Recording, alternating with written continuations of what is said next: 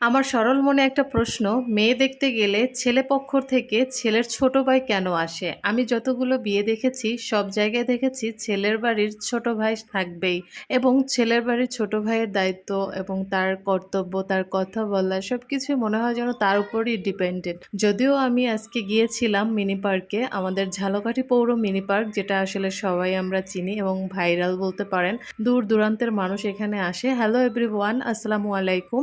আলহামদুলিল্লাহ, আমি আপনাদের সবার দোয়া এবং ভালোবাসায় ভালো আছি। আপনারা সবাই কেমন আছেন? অনেকদিন পরে একটা লং ভিডিও দিলাম, যদিও এটা শর্ট লং ভিডিও, কারণ ওরকম বড় ভিডিও আমার করা হয় নাই। মিনি পার্কে মেয়ে দেখার জন্য পারফেক্ট একটা জায়গা। সেখানে আমরা মেয়ে পক্ষ হয়ে গিয়েছিলাম এবং ছেলে পক্ষের সাথে আমাদের সবার কথোপকথন শেষ করে প্রায় আমাদের ১২ জন ১০ জনের মতো মানুষ ছিল।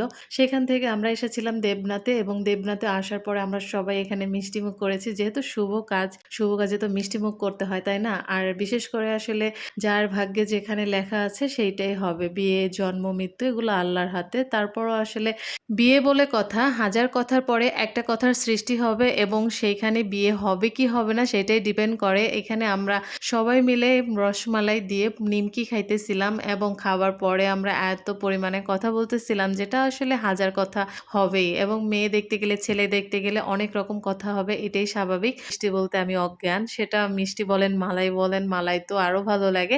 এখানে আমরা সবাই নিমকি দিয়ে রসমালাই খাইছি এবং লাস্টে আবার আমরা টক দইও নিয়েছিলাম। টক দইটা আমি যখন থেকে খাওয়া শুরু করেছি তারপর আমি অন্য কোনো টক দই আর প্রেফার করি না। আমার এটাই ভালো লাগে।